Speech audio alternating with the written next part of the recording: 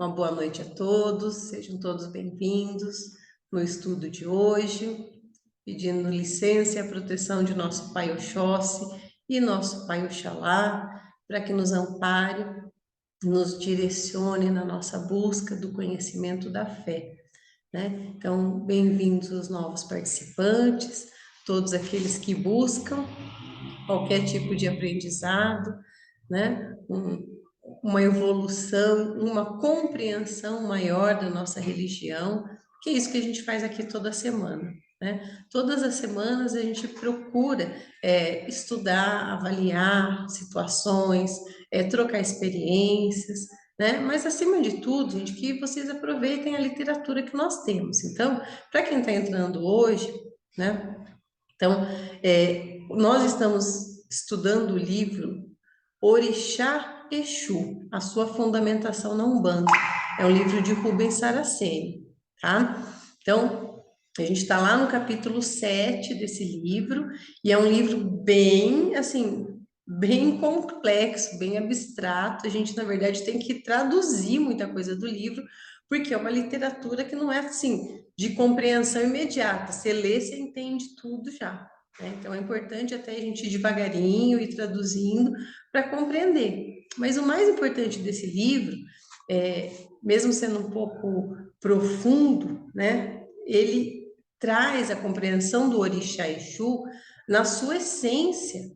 Então, são coisas que a gente talvez não veja em lugar nenhum, né? Na literatura, por exemplo, muitas coisas que esse livro traz é só o Rubens Saraceni que traz. Então, a gente tem sempre que aproveitar, gente, essa literatura. Lógico que a gente usa os nossos filtros. Quais são os nossos filtros? Da nossa vivência, do nosso conhecimento, da nossa casa, né? Então, a gente avalia tudo isso para compreender melhor, né? Sem desmerecer ninguém, o que é certo ou errado, mas aquilo que pode nos ajudar na vivência do nosso terreiro, né? E às vezes isso serve para outros também. Por isso que o estudo é aberto para os frequentadores, porque a gente não fala só do terreiro, da vivência de terreiro. A maioria das coisas são, os ensinamentos são sobre nossa vida, nosso aprimoramento pessoal, e isso reflete dentro do terreiro. A gente sempre fala, né, que o desenvolvimento mediúnico, ele é um desenvolvimento pessoal, né? Não é um desenvolvimento só de mediunidade, né? Porque a mediunidade é uma faculdade que todos nós nascemos, uma faculdade nossa. Mas o aprimoramento e o uso dessa mediunidade em nosso benefício e em benefício do próximo, isso requer conhecimento, requer desenvolvimento pessoal, aprimoramento, para que a gente consiga usar essa ferramenta tão maravilhosa da melhor forma possível, tá? Então, continuando hoje, falando sobre Exu, lembrando, gente, que tudo que eu estou falando aqui, que a gente já viu, está falando de Exu na sua essência. Eu já expliquei para vocês que os orixás não são pessoas, não são espíritos, não são entidades. Os orixás são vibrações de Deus, são virtudes de Deus, são formas de Deus se manifestar. Essas são as 7 linhas, as 7 linhas que nós adotamos, né, dentro da Umbanda como linhas sagradas. São 7 vibrações de Deus. E Exu? Exu é o quê? Eu sempre falei para vocês, gente, Exu trabalha em todas as linhas. Exu está em todas as linhas. Todas as linhas têm Exu cuidando, tratando da sua esquerda. Isso a gente fala de uma maneira geral dos trabalhos. Mas a gente está discutindo aqui a origem de Exu. Então, quando a gente fala, isso é muito bacana para a gente conseguir entender muitas das lendas africanas dos orixás. Porque muitas das lendas que a gente vê são muito bonitas, são muito simbólicas, mas são simbólicas e algumas coisas a gente consegue interpretar.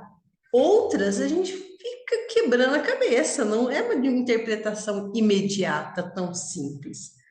Então, hoje, inclusive, a gente vai explicar muitas frases que já são ditas há séculos, talvez milênios, sobre Exu, e que a gente vai compreender um pouco melhor. Então, só para vocês entenderem, Exu, quando o Exu, Exu é o vazio, né? O que que é o vazio? Eu expliquei só para a gente recapitular da semana passada.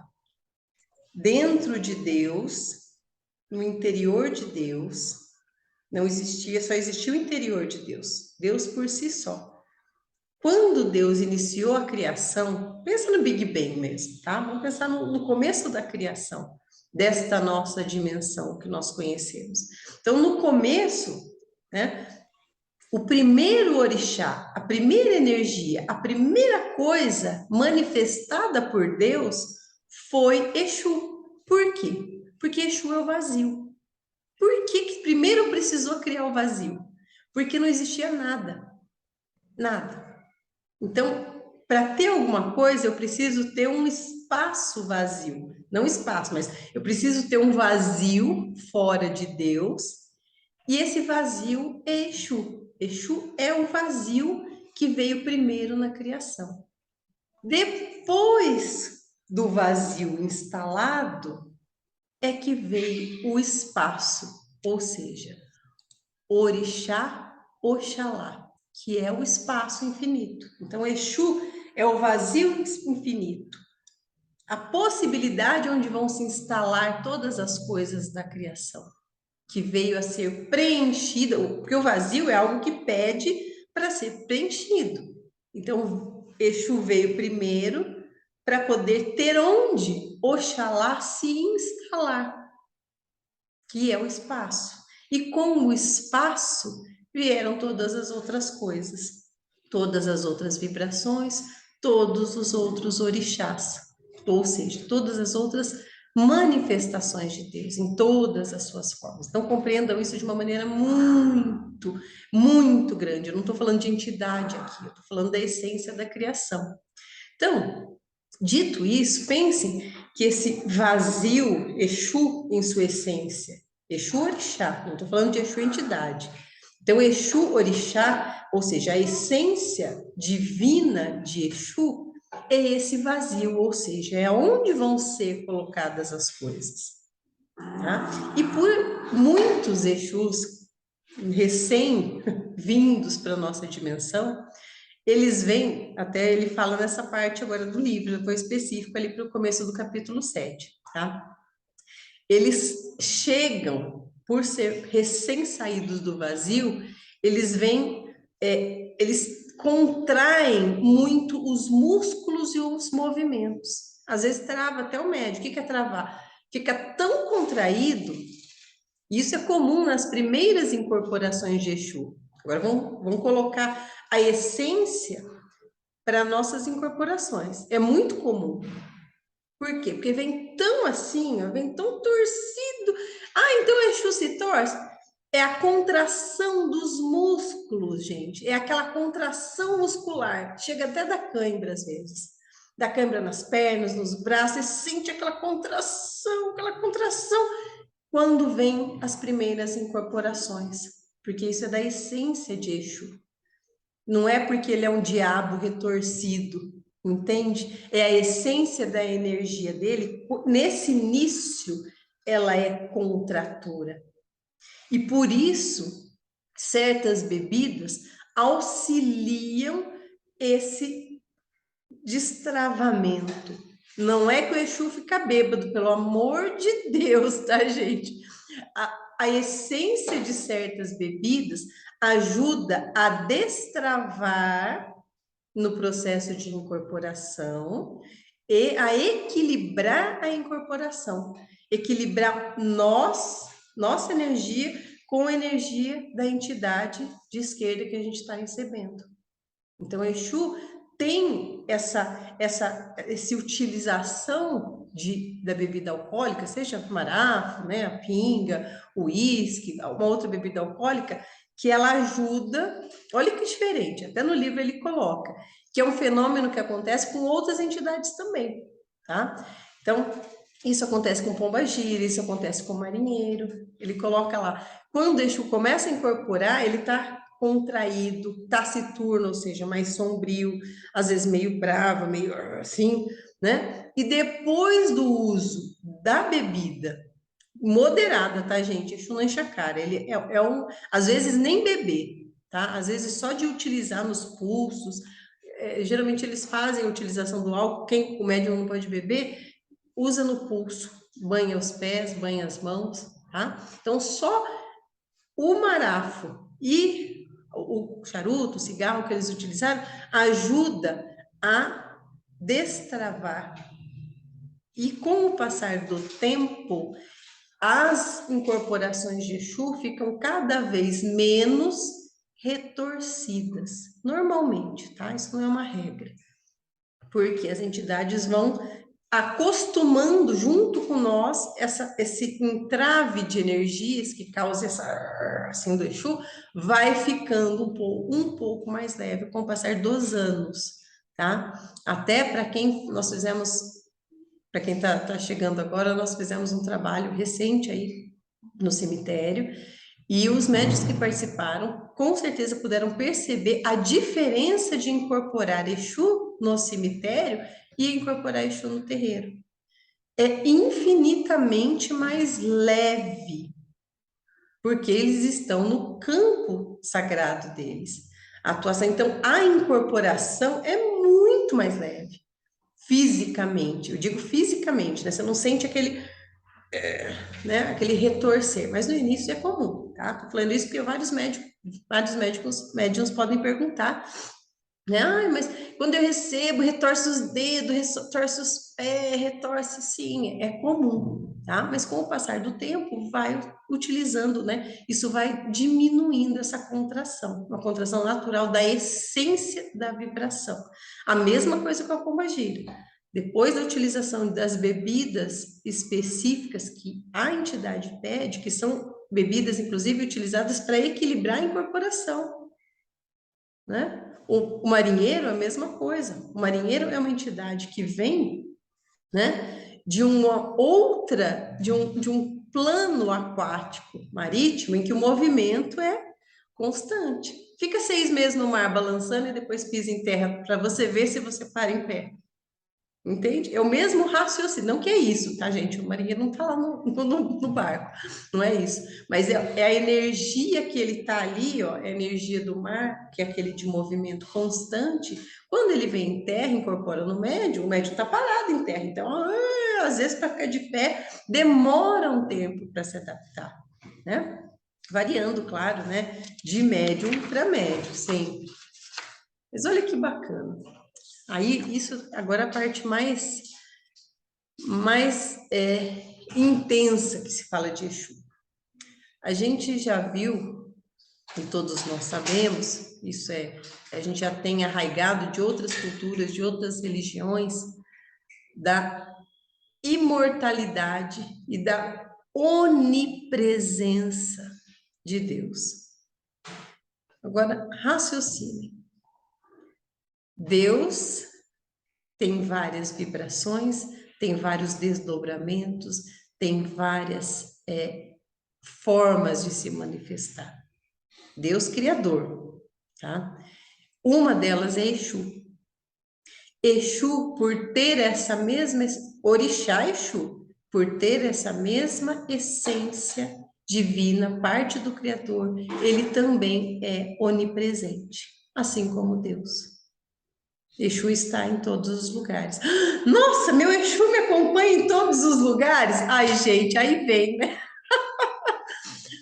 O entendimento tão simplório, chega até a ser infantil, que a gente vê aí em redes sociais. Ai, meu Exu está comigo, porque ele é onipresente. Não, gente, não é disso que eu estou tratando, pelo amor de Deus, né? As nossas entidades são, vou tratar daqui a pouco. Estou falando aqui da essência do Orixá, Exu e as suas energias são onipresentes em tudo na criação, inclusive em nós, como parte da essência, parte da criação, tá? O Criador, quando ele se exteriorizou, ou seja, no início da criação, ele dotou de imortalidade e indestrutibilidade. Tudo na criação.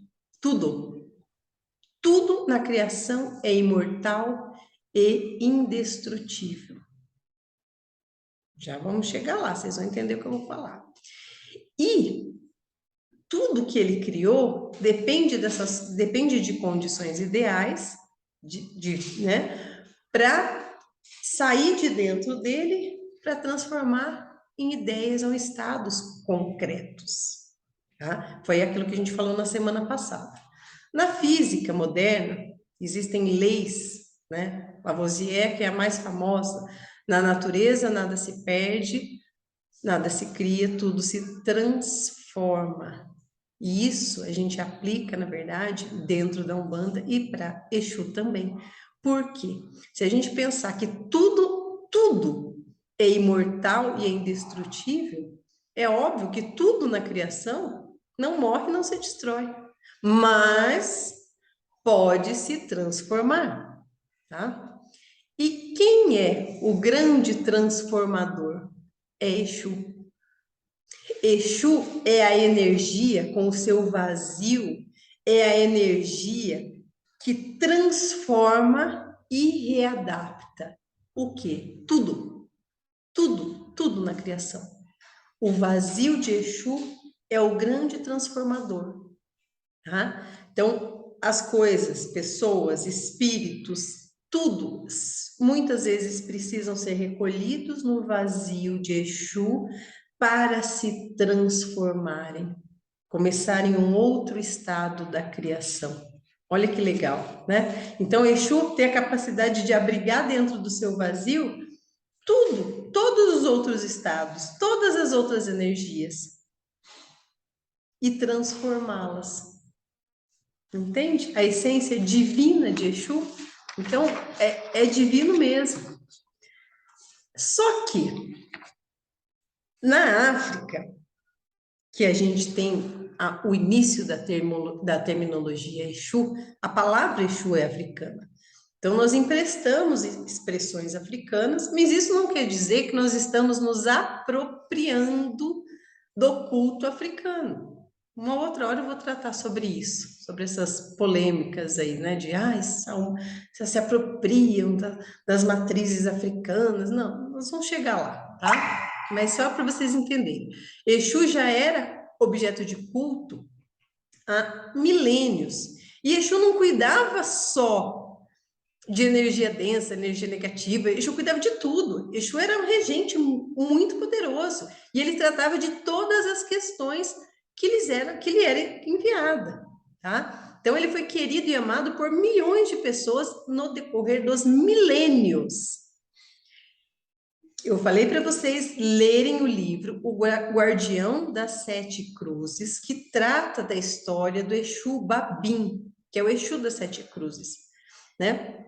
Que como ele passa por um processo lá na África, tem toda uma história, até ele chegar como Exu, trabalhador da esquerda lá na África, e ele cuidava de muitas tribos.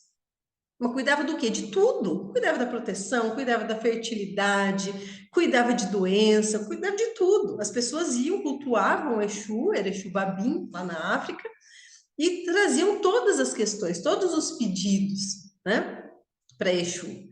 Posteriormente, séculos depois, quando foi sendo preparada a vinda da Umbanda no Brasil, Exu Babim migrou para o Brasil, já como Exu das Sete Cruzes, para trabalhar de uma outra forma que não na África. Mas ele continua sendo o mesmo espírito, atuando de uma outra forma, sob uma outra roupagem. Então, na verdade, a gente não está se apropriando, são só formas diferentes, inclusive dos mesmos espíritos que estavam lá na África, virem trabalhar, iniciar suas falanges e suas linhas de trabalho aqui no Brasil. Só que com um culto de uma forma diferente. Entende? E é isso. Se eles sabem respeitar isso, quem somos nós? Para questionar. Você devia ter. Eu vou chegar para ele falar, você devia ter ficado lá na África. Não, né, gente? Pelo amor de Deus. Ou então eu não posso tratar. Se ele veio para cá, por que a gente não pode se aproveitar? Se aproveitar em nosso benefício, né? Do culto de Exu. Só que chegando aqui, infelizmente, foi muito distorcido. Porque nós temos uma herança judaico-cristã muito, muito forte. Então, o culto de Exu, as suas formas, as suas cores, né, as frases que a gente vai tratar aqui foram mal compreendidas, o que demonizou a figura de Exu, né? Então, é isso que a gente vê até hoje, a demonização de Exu. Então, é constante esse combate, mas não é um combate de palavras, de brigas, de nada disso. Só se combate esse tipo de ideia, gente, com educação e com informação. Informação para quem quer, para quem não quer, você não ensina nada. Sempre. Você não precisa ficar enfiando o ela abaixo dos outros, que Exu não é o diabo. Você não fala nada. Ah, você achar que você acha, não tem problema. Entende? Não precisa brigar. Mas aquele que quer saber, mas então quem é Exu? Aí a gente responde. O conhecimento é sempre para quem quer. Nunca deve ser imposto. Porque isso não é conhecimento, isso não é esclarecimento, isso é lavagem cerebral, doutrinação, né? Comando mental, e não é isso que a Umbanda nunca pretendeu, né? Então, outra coisa, outra colocação muito importante, né, quando ele fala de Exu, se as coisas são realmente eternas, né? Ele coloca tudo que está no macro, ou seja, na divindade, também está no micro, está em nós. Então, Exu, nós dependemos de Exu e das suas propriedades, das suas qualidades, seus mistérios, né? Para evoluir e nos adaptar aos novos meios de vida em constante transformação. Então, o grande adaptador da nossa existência é Exu. Tá? Aí, lá no capítulo 8, vamos acompanhando, ele começa a falar do Exu na Umbanda, tá?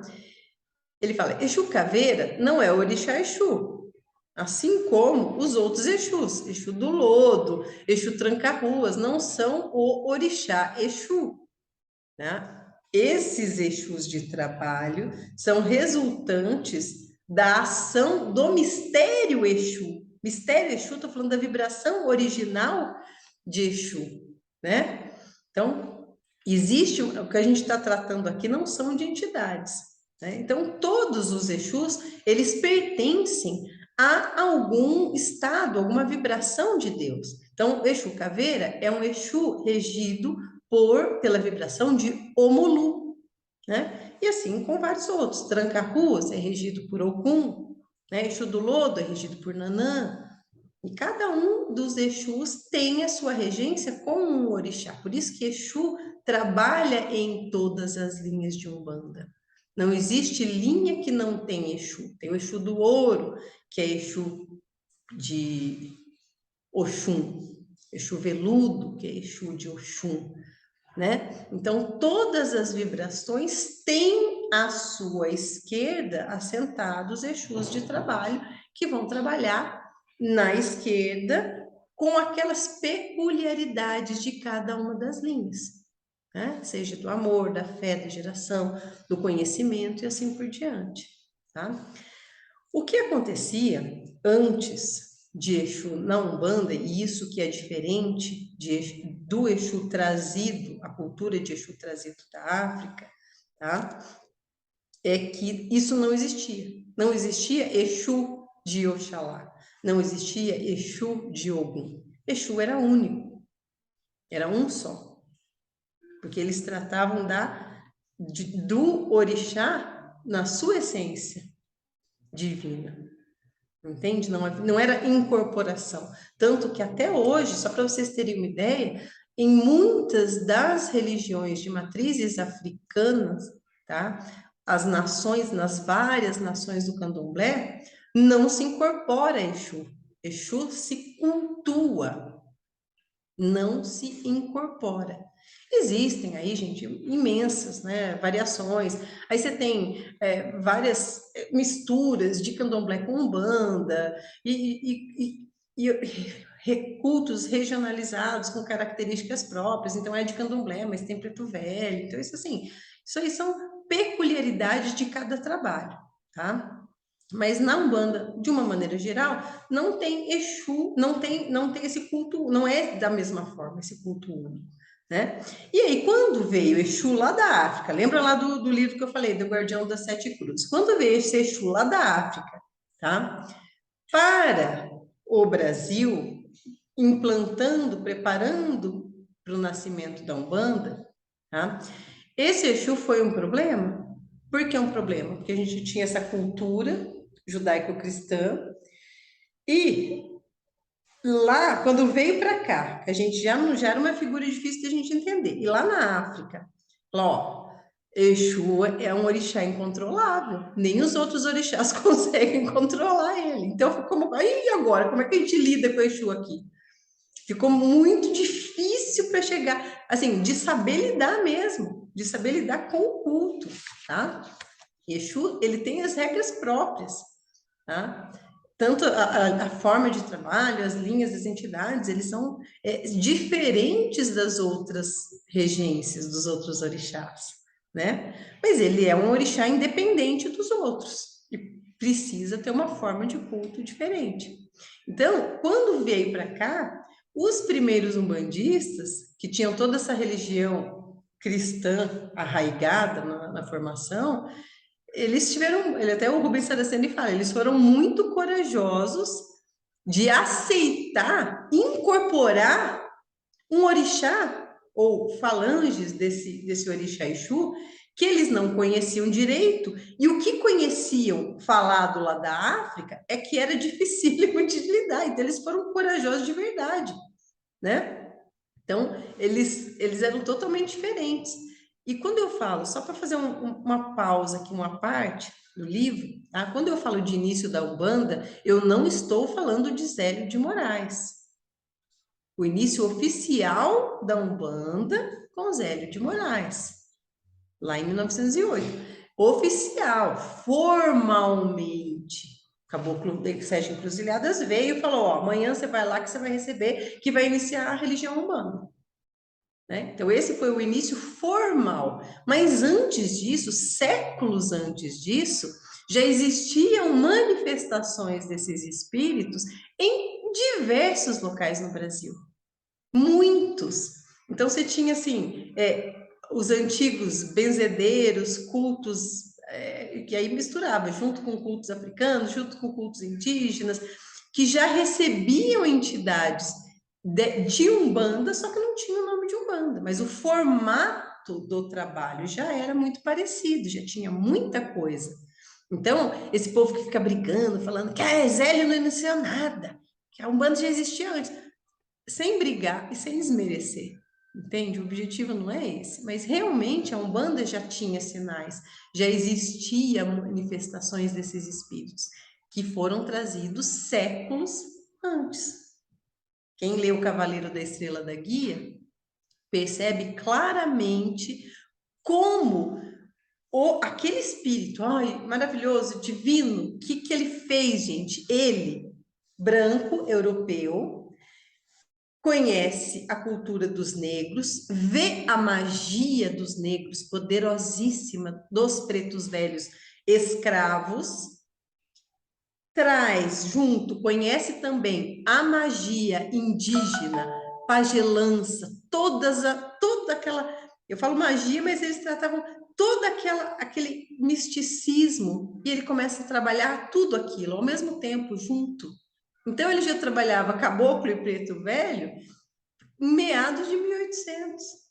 Olha, e é lindo, ele descreve isso da maneira mais bonita, sem impacto, sem briga. Ele, sabe, foram aproveitando os conhecimentos magísticos de cada um com cada uma das suas peculiaridades e trazendo tudo isso para a nossa terra, misturando tudo. Então já existia isso, já existia formas, né, de Umbanda antes. Esses espíritos vieram para isso, inclusive. Eles iam incorporando, trabalhando em vários médiuns, em vários cantos do Brasil, preparando o culto da Umbanda. Entende? Então, isso foi muito bacana. Mas esses primeiros que começaram a trabalhar com Exu, gente, foi uma coragem, um ato de coragem mesmo, né? De salto para o desconhecido. Eles não sabiam com que eles estavam lidando, porque até então não se sabia como eram as incorporações de Exu. Muito pouco se conhecia. né? E aí vieram, né, todas com as incorporações, aos olhos dos cristãos, na época, começaram a confundir com o paganismo ou com o satanismo mesmo. Ah, não, isso aí é do coisa ruim, né? É do diabo. Porque eles associavam a figura de Exu automaticamente à figura judaica, porque quem criou o diabo foi o judeu. Isso aí não é criação nossa, não. Né? Quem criou foi, não foi nem o católico, não, tá, gente? Isso aí é mais antigo, o judeu que criou o diabo. Então, a figura de chifre, de rabo, tridente. Aí pronto, olha as entidades lá de esquerda com chifre, com tridente, com rabo vermelho, preto, aquele negócio. Ah, pronto, é o próprio, é o cramunhão. Né? Então, associaram imediatamente isso. Tá? Por quê? Por desconhecimento. E quem incorporava conhecia pouco, também não sabia se defender, explicar tudo isso. Tá, deixa aí mesmo. Mas é tipo, quer tratar como o diabo trata? Tá me ajudando aqui? Deixa. Então foi muito difícil esse começo. A gente não tinha as informações que a gente tem hoje, né? E deixa eu ver aqui. Falei da fragmentação, né?